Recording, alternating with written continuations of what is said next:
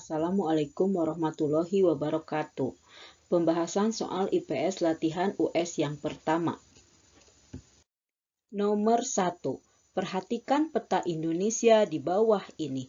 Berdasarkan peta tersebut, letak astronomis Indonesia adalah merujuk kepada gambar peta, wilayah Indonesia paling utara di Pulau W, Provinsi Aceh, berada pada posisi 6 derajat lintang utara. Wilayah Indonesia paling selatan berada di Pulau Rote, Nusa Tenggara Timur, berada pada posisi 11 derajat lintang selatan. Wilayah Indonesia paling barat di Pulau Bereh, Provinsi Aceh, berada pada posisi 95 derajat bujur timur. Wilayah Indonesia paling timur di Merauke, Papua, berada pada posisi 141 derajat bujur timur.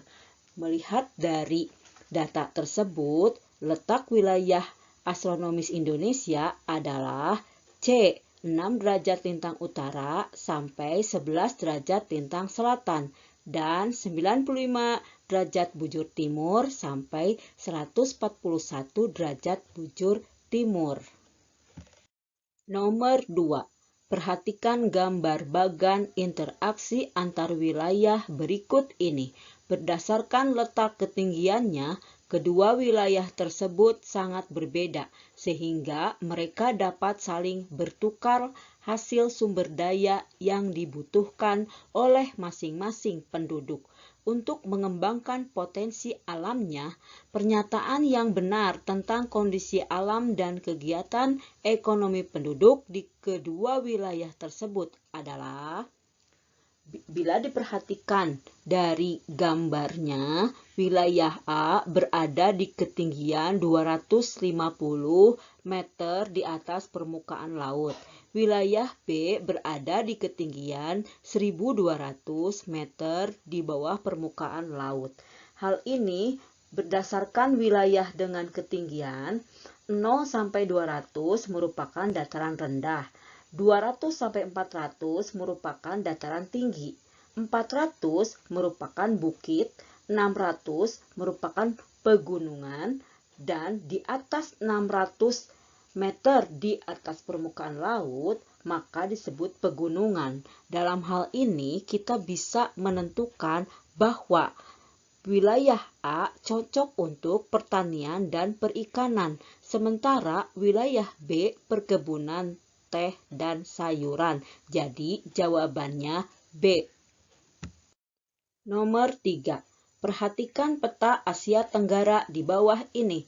Berdasarkan peta tersebut, batas wilayah negara Indonesia sebelah timur dan selatan adalah, melihat peta, batas wilayah Indonesia bagian timur berbatasan dengan Papua Nugini dan Samudra Pasifik. Bagian barat berbatasan dengan Laut Andaman dan Samudra Hindia. Bagian selatan berbatasan dengan Samudra Hindia, Timor Leste, dan Australia. Bagian utara berbatasan dengan Selat Malaka, Laut Andaman, Laut Cina Selatan, dan Malaysia bagian timur. Jadi jawabannya adalah A. Indonesia bagian timur berbatasan dengan Papua Nugini dan Indonesia bagian selatan berbatasan dengan Australia. Nomor 4. 3 faktor yang mempengaruhi dinamika penduduk di suatu wilayah adalah, ini merujuk kepada pengertian dinamika penduduk itu sendiri, yang artinya perubahan jumlah penduduk karena adanya natalitas, mortalitas, dan migrasi. Natalitas artinya kelahiran, mortalitas artinya kematian, dan migrasi artinya perpindahan penduduk. Merujuk kepada pengertian tadi, maka jawabannya adalah B. Natalitas, kematian, dan migrasi. Nomor 5. Negara-negara maju seperti Kanada, Amerika Serikat, Inggris, Prancis, Norwegia yang dijuluki sebagai The First World berada di kawasan yang ditunjukkan oleh gambar peta pada nomor 1, Amerika Serikat, nomor 2 Amerika Selatan, nomor 3 Afrika, nomor 4 Eropa, nomor 5 Asia, dan nomor 6 wilayah bagian dari Rusia.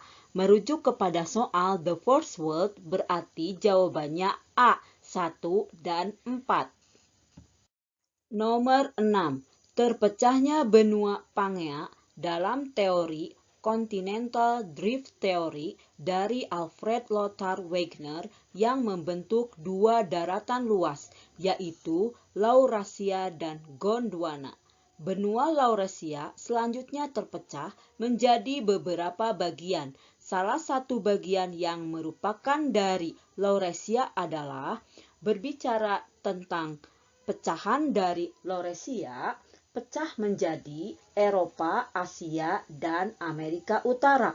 Gondwana pecah menjadi Afrika, Australia, dan Amerika Selatan. Merujuk kepada soal, maka jawabannya adalah C, Asia. Nomor 7. Perhatikan pernyataan di bawah ini.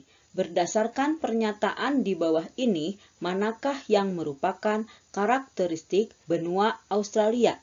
Karakteristik benua Australia: 1. Wilayah utara beriklim tropis, wilayah selatan beriklim sedang. Gurun di Australia ada 4 wilayah gurun. Great Victoria berada di Australia Barat. Great Sandy berada di Australia Barat. Tanami Gurun berada di Northern Territory. Simpson Gurun berada di Queensland, Australia Selatan, dan North Territory. Australia dikenal juga sebagai negara benua, atau sebagian orang juga menyebutkan benua biru, namun lebih cocok disebut dengan negara benua. Kemudian di sebelah barat berbatasan dengan Samudra Hindia. Merujuk kepada pernyataan tadi, maka jawabannya adalah D, 1, 3, 5. Nomor 8. Perhatikan tabel di bawah ini. Berdasarkan tabel di atas, perbedaan negara Filipina dan Laos dilihat dari karakteristiknya adalah: karakteristik Filipina memiliki pantai, kawasan cincin api, tidak dialiri Sungai Mekong, berbentuk kepulauan.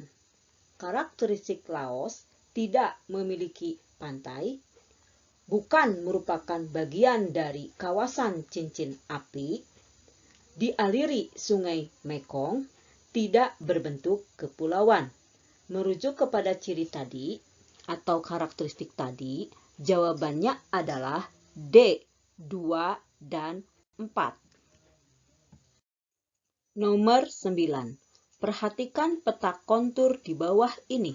Berdasarkan peta kontur tersebut, daerah yang menunjukkan lereng yang curam ditunjukkan oleh nomor. Data garis kontur, konsepnya adalah semakin rapat garis kontur, semakin terjal lereng. Semakin renggang garis kontur, semakin renggang pula lereng. Merujuk kepada konsep tadi, maka jawabannya A, yaitu nomor 4. Nomor 10. Perhatikan tabel berikut. Berdasarkan tabel tersebut, yang termasuk mobilitas eksternal ditunjukkan pada nomor. Mobilitas eksternal sama dengan migrasi antar negara atau perpindahan penduduk dari satu negara ke negara yang lain. Yang termasuk mobilitas eksternal, remigrasi, imigrasi, dan emigrasi.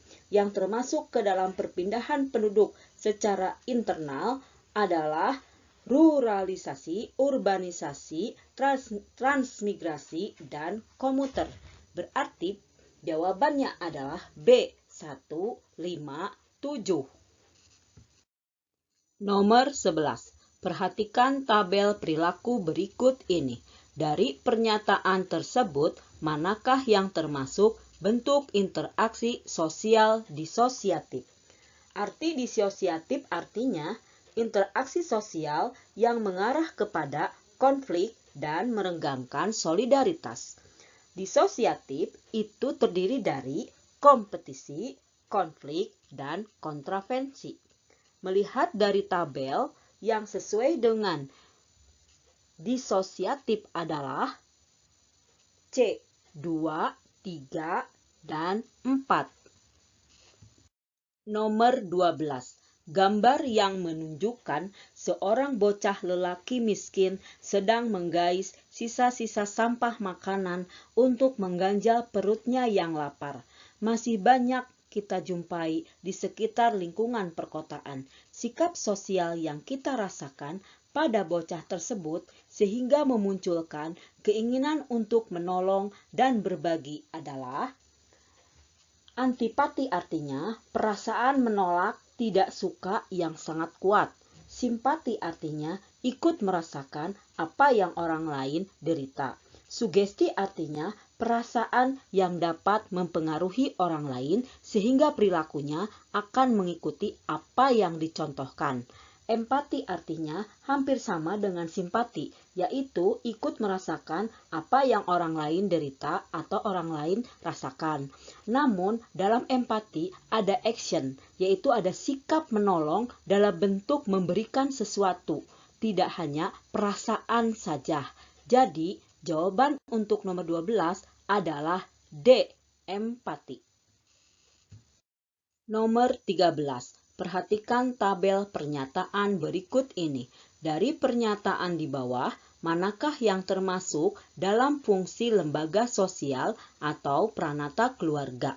Melihat dari tabel, jawabannya adalah B, 2, 4, 5. Memenuhi kebutuhan jasmani dan rohani, bertindak protektif dan afektif kepada anggotanya, membentuk sosialisasi primer. Sebagai orang tua, punya kewajiban terhadap anak-anaknya untuk melindungi mereka, untuk memberikan kasih sayang kepada mereka, dan memberikan pendidikan, bimbingan yang utama supaya mereka mampu bersosialisasi di lingkungan masyarakat menjadi pribadi yang baik. Maka sesuai adalah jawabannya B. Nomor 14. Amati potongan berita berikut ini. Dikaitkan dengan upaya pengendalian sosial yang dilakukan MUI dan masyarakat. Dalam potongan berita di atas dapat disimpulkan bahwa kalau kita cermati dari isi berita tersebut, menyebutkan mahasiswa dan MUI menolak segala bentuk dukungan terhadap legalisasi LGBT di Indonesia. Berarti jawaban yang sesuai untuk pertanyaan tersebut adalah A. MUI dan masyarakat menolak legalisasi LGBT karena tidak sesuai dengan seluruh norma yang berlaku. Nomor 15. Gambar di bawah ini menunjukkan aparat kepolisian dan Badan Narkotika Nasional (BNN) sedang melakukan upaya pengendalian sosial dengan cara memberikan penyuluhan tentang bahaya narkoba. Mereka datang ke sekolah-sekolah mulai dari tingkat SD sampai perguruan tinggi agar para generasi muda tidak terjerumus dalam penyalahgunaan narkoba. Tindakan ini termasuk upaya pengendalian sosial secara represif, artinya menindak pelanggaran, kuratif artinya proses penyembuhan, preventif artinya proses pencegahan, rehabilitatif artinya proses pemulihan. Dalam konteks ini berarti BNN melakukan usaha preventif terhadap bahaya narkoba kepada para generasi muda. Jadi jawabannya C. Nomor 16. Perhatikan wacana berikut ini. Berdasarkan tabel tersebut yang termasuk perubahan mobilitas sosial vertikal ke atas adalah, bila kita cermati, kolom pertama menyebutkan iptek mengikis norma. Kolom kedua, guru biasa karena prestasinya menjadi kepala sekolah. Kolom ketiga, usaha seseorang mengalami kerugian. Kolom keempat, menyatakan perpindahan tempat yang sesuai dengan mobilitas sosial vertikal ke atas adalah B, yaitu seorang guru karena berprestasi menjadi kepala sekolah. Nomor 17. Perhatikan uraian berikut. Saat ini, masyarakat mengalami perubahan perilaku berbelanja. Dahulu, masyarakat ragu untuk berbelanja secara online. Akan tetapi, kini belanja secara online menjadi suatu kegemaran bagi sebagian masyarakat. Belanja secara online dipilih karena masyarakat tidak perlu mengeluarkan tenaga untuk mendapatkan barang yang diinginkan. Perubahan perilaku masyarakat pada uraian di atas dapat dikategorikan sebagai bentuk perubahan besar karena D. Berpengaruh terhadap struktur masyarakat. Dimaksud dengan perubahan besar yaitu tadi sangat berpengaruh terhadap perubahan struktur dalam masyarakat. Perubahan kecil berarti tidak berpengaruh terhadap struktur masyarakat, sekalipun berpengaruh hanya terhadap diri sendiri. Makanya disebut perubahan kecil. Jadi teman-teman, untuk nomor 17 jawabannya D. Nomor 18. Globalisasi menyebabkan arus barang dan jasa dari luar negeri bebas keluar masuk ke dalam negeri. Kondisi tersebut menyebabkan barang-barang dalam negeri semakin tersisih. Akibatnya, masyarakat lokal lebih menyukai produk impor daripada produk lokal. Kondisi demikian dapat diantisipasi dengan cara A. Membatasi peredaran barang impor. Jawabannya A ya teman-teman. D itu bisa dikatakan benar, meningkatkan kualitas produk lokal. Namun dalam soal ini tidak mencerminkan, tidak menggambarkan adanya persaingan. Nah, kalau ada persaingan, maka yang paling tepat jawabannya D. Namun di sini tidak ada tentang persaingan. Yang ada adalah bagaimana mengatasi supaya masyarakat Indonesia lebih berpindah ke produk lokal. Makanya A jawaban yang paling tepat, yaitu membatasi peredaran barang impor. Nomor 19. Perhatikan gambar berikut. Berdasarkan gambar yang merupakan konflik pribadi ditunjukkan oleh nomor. Di sini sangat jelas. Nomor 1, gambar tawuran pelajar. Gambar 2, seorang anak berselisih dengan ibunya.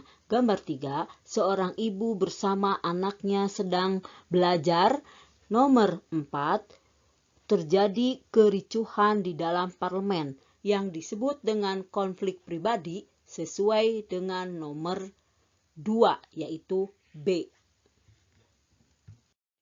Nomor 20. Anak zaman sekarang lebih banyak menghabiskan waktu bermain game dan menggunakan sosial media dibandingkan bersosialisasi dengan temannya.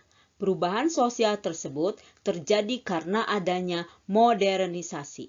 Pernyataan di atas menggambarkan dampak negatif modernisasi, yaitu C. Sikap individualistik. Yang menjadi kata kunci adalah anak zaman sekarang lebih banyak menggunakan waktunya untuk bermain game dan menggunakan sosial media dalam bersosialisasi dengan temannya. Jelas, jiwa seperti ini membentuk karakter egois dan individualistik. Bersambung ke video pembahasan soal IPS latihan US ke-1 bagian kedua. Simak ya.